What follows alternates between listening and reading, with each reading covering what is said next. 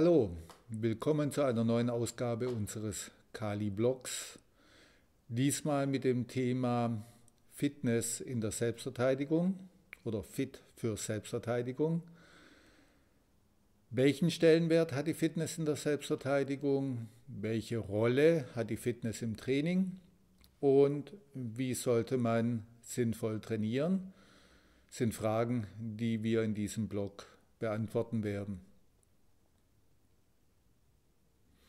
Ich habe gerade mein Fitnesstraining für heute beendet. Ich habe meinen mittleren Lauf heute gemacht, etwa 11 Kilometer in einer guten Stunde. Danach habe ich meine Dreier-Kraft-Pyramide trainiert mit etwas Stretching und Erholungsübungen danach. Und jetzt ist, glaube ich, der richtige Moment, ein Video zu diesem Thema aufzunehmen. Fitness ist heutzutage ein allgegenwärtiges Thema. Gehen wir in einen Zeitschriftenladen, dann springen uns geradezu die Titelblätter der Magazine an. Wir sehen sofort, wie eine fitte Person doch bitteschön auszusehen hat. Die Fitnessindustrie gibt uns viele Möglichkeiten und Vorschläge und Anregungen, wie wir uns selbst optimieren können. Wie nehme ich ab? Wie forme ich meinen Körper nach dem Idealbild?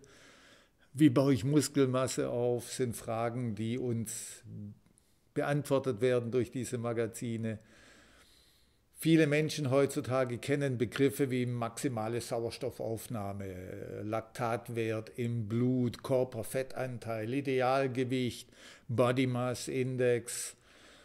Und wenn man diese Magazine liest, was ich auch mitunter mal mache, dann kriegt man teilweise den Eindruck, wenn man noch nicht in Hawaii an einem Ironman-Wettbewerb teilgenommen hat, dann hat man etwas verpasst. Ja, leben wir denn überhaupt? Fitness, wie gesagt, ein großes, bedeutendes Thema in unserer Welt. Wir kennen den Begriff der Fitness natürlich auch von der Evolutionstheorie. Survival of the Fittest, einer der Slogans, mit denen die Evolutionstheorie zusammengefasst wird. Wir wissen dabei aber auch, Fittest ist im Sinne der Evolutionstheorie eben etwas anderes, nicht dasselbe wie Strongest or Fastest. Charles Darwin hat er nicht geschrieben, Survival of the Strongest or Fastest, sondern Survival, das Überleben desjenigen Lebewesens, das am besten angepasst ist an seine Lebensumgebung. Und so verstehe ich persönlich auch Fitness. Für mich persönlich bedeutet individuelle Fitness, genügend belastbar zu sein, dass wir die Aufgaben bewältigen können, die das Leben an uns heranträgt. Das ist die körperliche Belastbarkeit, die geistige Belastbarkeit. Es ist auch das Wissen, das wir brauchen, um zu entscheiden, wie kann ich eine Aufgabe am besten angehen und welche Aufgaben sind denn jetzt wichtiger als andere Aufgaben in der Lösung. Fitness ist in dem Sinne für mich kein Selbstzweck. Es geht darum, produktiv sein zu können. Und wenn wir nochmal zurückgehen auf Survival of the Fittest, Evolutionstheorie, ja, es geht darum, etwas im Leben hinterlassen zu können. Seien es die Nachkommen, die man hat und denen einen guten Start in das Leben anbieten zu können. Oder auch Ideen oder andere Dinge, die wir in unserer Kultur hinterlassen können. Fitness ist ein großes, bedeutendes, umfassendes Thema. Hier wollen wir mal will ich zumindest den Fokus auf die Fitness in der Selbstverteidigung setzen. Wir haben natürlich im Wettkampfsport das Thema Fitness ganz groß. Wir sehen jetzt auch hier gerade Sumo-Kämpfer, die rituelle sportliche Wettkämpfe im Sumo gerade austragen. Im Wettkampf ist Fitness von großer Bedeutung, hat auch unser Bild der Fitness stark geprägt. Hier im Sumo ist es so, dass wir sehen, da gibt es interessanterweise keine Gewichtsklassen. Da tritt sehr groß und sehr schwer gegen etwas weniger groß und etwas weniger schwer an. In vielen Wettkampfsportarten, die wir im Westen eher kennen als jetzt zum Beispiel den Sumo-Kampf, ist es so, dass es Gewichtsklassen gibt und dass das Training, das Körperformen dann eben darauf abzielt, maximale Leistung pro Kilogramm abrufen zu können. Das ist dann das Ziel der Optimierung. Wie kann ich möglichst viel aktive Masse in mich hineinbringen, möglichst viel Muskulatur als aktive Masse im Gegensatz zu Fett als passive Masse im Rahmen der Gewichtsklasse, dass ich eben das Maximalgewicht nicht überschreite. Das ist im sportlichen Bereich natürlich besonders interessant. Wenn wir uns mit der Selbstverteidigung beschäftigen, da gibt es keine Gewichtsklassen. Da kann eben auch mal schwer gegen leicht antreten. Das soll jetzt aber nicht heißen, dass wir alle zu Sumotoris, zu Sumo-Kämpfern mutieren sollen. In der Selbstverteidigung gibt es eben auch mehr Optionen. Selbstverteidigungs- oder Notwehrsituationen beinhalten eben die Möglichkeit des Kampfes, der Flucht und des Vermeidens und Verhandelns. Im sportlichen Wettkampf gibt es keinen Weg am Kampf vorbei. Das ist die Übereinkunft. Wir treffen uns im sportlichen Wettkampf, um uns kämpferisch miteinander zu vergleichen. Und Flucht ist kein Thema. Vermeiden und Verhandeln wird es so auch nicht geben. In der Selbstverteidigung sehr wohl.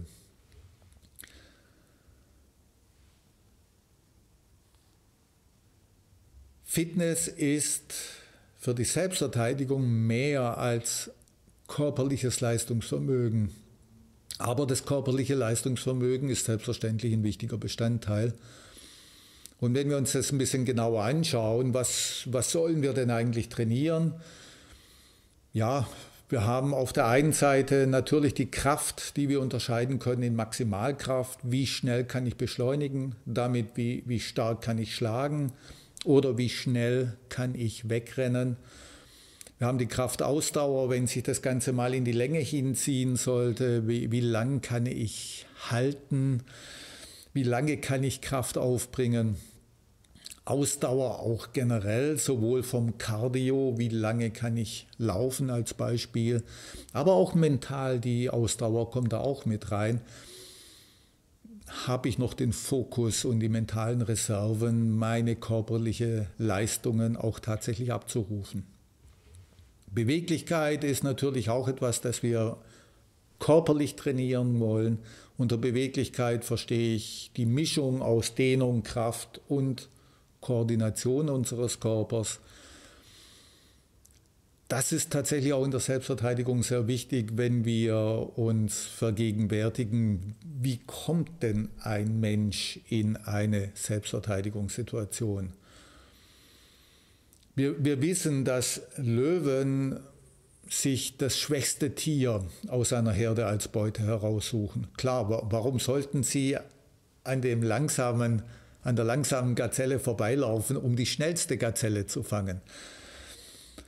Und ähnlich ist es auch bei menschlichen Jägern. Wenn menschliche Jäger es darauf absehen, leichte Beute zu haben, wenn ihr Ziel einfach nur ist, ein bisschen Geld zu bekommen oder was auch immer, ja, dann suchen die sich eben auch Opfer, und Untersuchungen, Gespräche mit Tätern im Gefängnis und anderen Situationen haben eben gezeigt, es ist die Qualität der Bewegung und die Aufmerksamkeit der Personen, die wesentliches Kriterium für die Auswahl sind, wer als Opfer von diesen menschlichen Tätern ausgewählt wurde.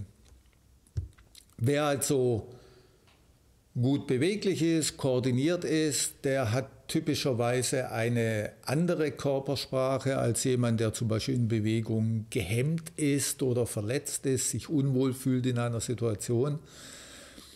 Und selbstsichere, koordinierte Bewegungen sowie Aufmerksamkeit sind, wie gesagt, Schlüsselfaktoren, um nicht als Opfer ausgewählt zu werden. Und die passende Ausstrahlung, Beweglichkeit, ist eine Form von Fitness in der Selbstverteidigung.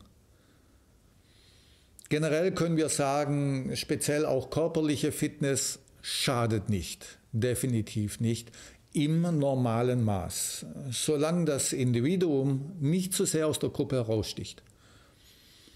Sticht man aus der Gruppe heraus, auch als zum Beispiel besonders starkes Wesen, dann wiederum erscheint man auf dem Radar und vielleicht, wenn man das Pech hat, in der Nähe von einer Gruppe zu sein, die sich beweisen möchte, dann kann es sein, dass die sagen, ja, das ist er, den picken wir uns raus.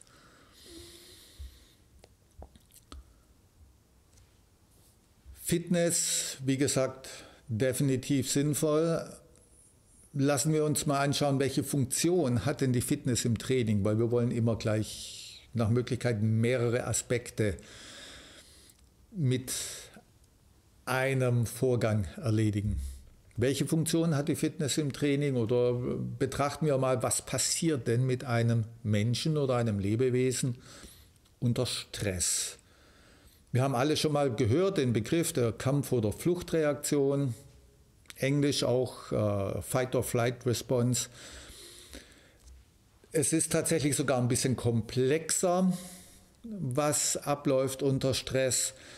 Freeze, Fight, Flight or Fright, das wären so die englischen Begriffe, die man da verwenden könnte, um die Kette ein bisschen besser zu beschreiben, die da abläuft. Im Endeffekt geht es darum, dass es für den Moment, dass eine akute Gefahr auftritt, ja, der Tiger betritt den Raum oder die Schlange fällt vor uns aus dem Baum und wird plötzlich erkannt, da braucht es eine rasche körperliche und seelische Anpassung des Lebewesens als Stressreaktion. Und das ist eben, wie gesagt, dieses Freeze, Flight or Fight.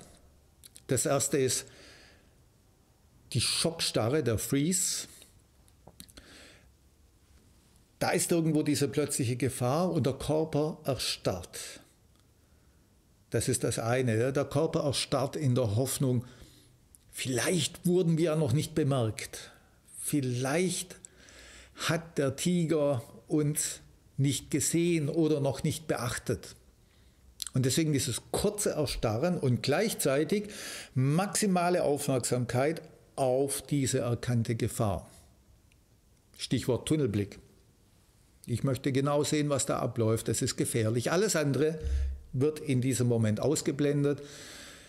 Man sieht nicht mehr so, was um einen herum abläuft, sondern nur noch die Gefahr vor einem. Es wird weniger gehört, es wird weniger gefühlt. Das ist der Freeze. Auch sehr interessant, aber was uns jetzt interessiert, ist das nächste, was abläuft. Die Vorbereitung auf Flight or Fight, auf Flucht oder Kampf. Übrigens, dritte Entscheidungsmöglichkeit ist das Englisch Tend or Befriend. Verhandeln, sage ich jetzt mal vereinfacht. Verhandeln und dann die wichtigen körperlichen Aktionen, kämpfen oder fliehen. Und darauf bereitet sich der Körper vor. Es wird Adrenalin ausgeschüttet und das schlagartig freigesetzte Adrenalin, das sorgt dafür, dass das Herzminutenvolumen steigt. Das heißt, das Herz schlägt schneller und stärker. Es wird mehr Blut durch den Körper gepumpt. Das Herzminutenvolumen steigt. Der Muskeltonus nimmt zu, das heißt, wir haben eine höhere Grundspannung im Körper. Die Muskeln werden so voraktiviert, dass sie maximale Kraft zur Verfügung stellen können. Dabei geht die Feinmotorik verloren. Das wäre also dann der falsche Moment, den Faden durchs Nadelöhr einzuziehen. Und die Atemfrequenz wird gesteigert. Das sind die drei wichtigen Effekte. Wir atmen schneller und typischerweise auch flacher, Entschuldigung, um die Energie für diese lebenssichernde Maßnahmen zur Verfügung zu stellen. Es passiert sogar noch ein bisschen mehr. Das Blut wird aus der Peripherie zurückgezogen, Schmerzempfinden wird reduziert, die Blase wird entleert, dass wir schneller laufen können. Und was uns aber jetzt tatsächlich interessiert, ist gesteigerter Herzschlag, erhöhter Muskeltonus, schnellere Atmung. So fühlt sich der Körper an in einer kritischen Notwehr, Stresssituation, kurzatmig, aufgepumpt, ohne Feinmotorik. An dieses Gefühl müssen wir uns gewöhnen, wenn wir in solchen Situationen funktionieren wollen. Und starke körperliche Belastung ist im Endeffekt eine gute Simulation, wie sich die Effekte des Adrenalinstoßes bei der Kampf- oder Fluchtreaktion darstellen. Insofern trainieren wir also nicht nur allgemein Fitness, sondern wir bereiten uns auch, wenn wir entsprechend trainieren wollen, auf die erlebte Stresssituation vor. Das ist tatsächlich auch eine wichtige Antwort auf eine Frage, wie sinnvoll zu trainieren ist. Als ich vor 50 Jahren angefangen habe zu trainieren, nächstes Jahr sind es dann tatsächlich 50 Jahre oder dieses Jahr schon. Damals war unser Training so, wir haben angefangen zu trainieren, nachdem wir uns begrüßt haben, dann wurde Kondition gebolzt und Kraft gepumpt und wenn wir dann schon ordentlich erschöpft waren körperlich, dann wurden Techniken trainiert und wenn wir dann physisch und psychisch durch den Wind waren, dann wurde gekämpft. Das war so der typische Trainingsablauf damals.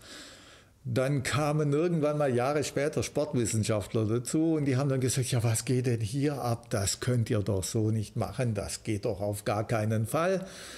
Ihr könnt doch nicht versuchen, Techniken zu trainieren, nachdem ihr den Körper aufgepumpt habt. Die Feinmotorik ist flöten. Macht es mal besser andersrum. Trainiert zuerst eine sanfte Erwärmung, zielgerichtete Mobilisation auf den technischen Ablauf hin, den ihr dann trainieren wollt. Dann koordiniert eure Techniken sauber.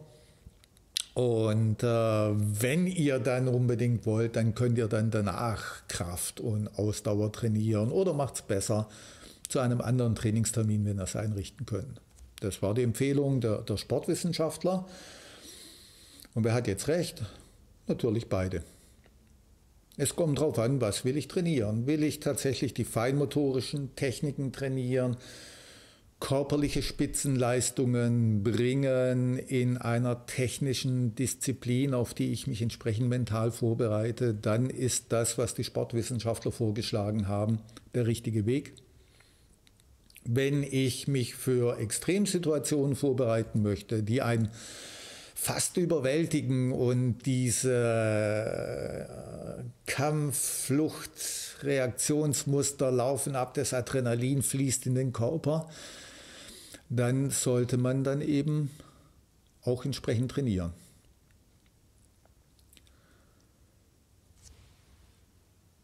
Insofern ist es so, dass körperliches Training eine wichtige Rolle spielen kann im Training. Es ist aber noch mehr als nur das, wenn wir fit für die Selbstverteidigung sein wollen.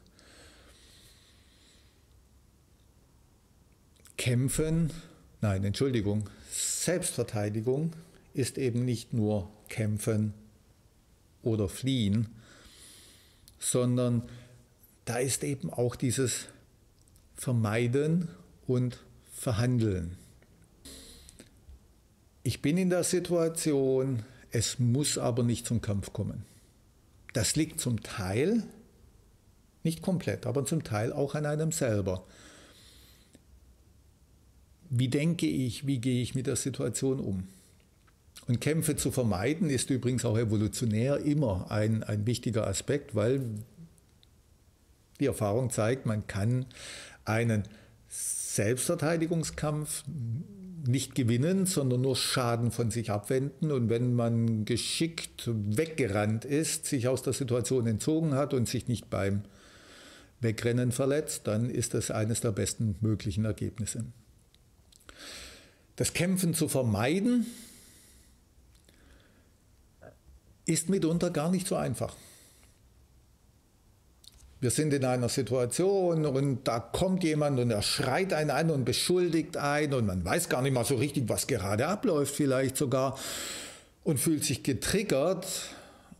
Es kommt dieser Kampf- und Fluchtreflex, des Adrenalin in den Körper rein, man ist aufgepumpt und fühlt sich stark. Da gibt ganz schnell mal das eine Wort das andere und man engagiert sich emotional viel, viel stärker, als wir das gerne tun würden, wenn wir es jemand anderen raten würden. Und einer der wichtigen Faktoren eben auch in der Fitness für die Selbstverteidigung ist eben nicht nur den Körper entsprechend zu trainieren, sondern auch etwas, nennen wir es mal Emotional Control. Sich selbst zu beherrschen, die Gefühle, die Art und Weise, wie wir uns selber sehen, wie wir denken und wie wir mit der Situation umgehen, zu lenken. Wenn die Emotionen Überhand nehmen, dann werden Lösungen einfach nicht mehr gesehen. Der Tunnelblick, der physisch auftritt, das ist tatsächlich ein körperlicher Effekt, den gibt es auch für den Verstand und die Emotionen. Wenn der Stresseffekt zu stark einsetzt, dann sind auch die feinmotorischen Techniken nicht mehr abrufbar. Auch hier gilt wieder, wenn ich Emotional Control besser beherrsche, kann ich länger in der Situation in der Kontrolle bleiben. Die feinmotorischen Techniken bleiben länger abgerufen. Und das ist auch ein wichtiger Aspekt. Eben nicht nur Kraft und Ausdauer und Tempo. Wenn ich denke, ich bin gut trainiert, ich bin gut vorbereitet, wenn ich mit mir selber zufrieden bin, dann muss ich mir selbst und anderen auch nichts beweisen. Dann findet das Wesen die besseren Lösungen. Es geht im Endeffekt darum, eben nicht Teil des Problems zu werden, sondern sich auf die Lösungen zu konzentrieren und dabei auch sein Potenzial abrufbar zu halten. Deswegen zusätzlich zu Kraft, Ausdauer und Beweglichkeit wollen wir auch so trainieren, dass wir den Adrenalinstoß verhindern können oder gegebenenfalls besser kontrollieren können. Das sind dann zum Beispiel Atemübungen, Entspannungs- und Achtsamkeitsübungen. Das kommt für Trainierende oft unerwartet und ich erinnere mich, als ich am Anfang mit diesen Übungen dann begonnen habe, nach einiger Zeit Kali-Training, hat mir mein Lehrmeister diese Sachen gezeigt. Da waren auch meine ersten Gedanken, ja, was machen wir hier denn jetzt gerade, wo führt denn das hin? Ich kenne den Ellbogen, der zuschlägt und die Hand, die pariert und der Tritt, der da rein muss. Und jetzt atmen wir und achten auf Körperhaltung und Wahrnehmung und diese Dinge. Das kam damals unerwartet, hat ein bisschen gedauert, bis ich verstanden habe, was wir da gemacht haben. Und mit zunehmender Erfahrung und Wissen habe ich immer mehr zu schätzen gelernt, was diese Übungen damals bedeutet haben. Der mentale Muskel will genauso trainiert werden wie der körperliche Muskel.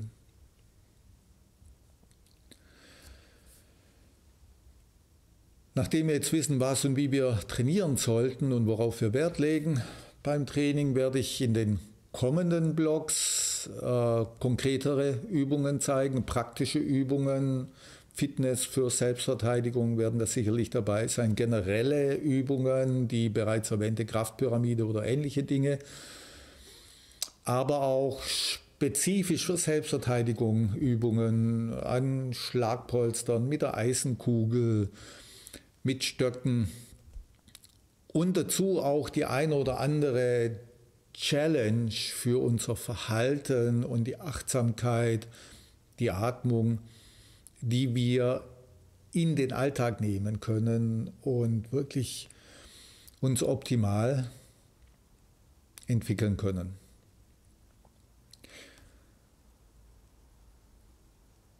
Ich hoffe, dass mit diesen Erläuterungen klar geworden ist, Fitness für Kampfkunst sind nicht nur die physischen körperlichen Parameter. Mindset ist key. Es geht um das Mindset. Kali-Mindset oder wir sagen auch die Kali-Philosophie. Die erlaubt uns, Situationen länger zu kontrollieren und sicherzustellen, dass wir nicht kontrolliert werden. Diese Emotional Control ist auch in unseren modernen Zeiten sehr, sehr wichtig.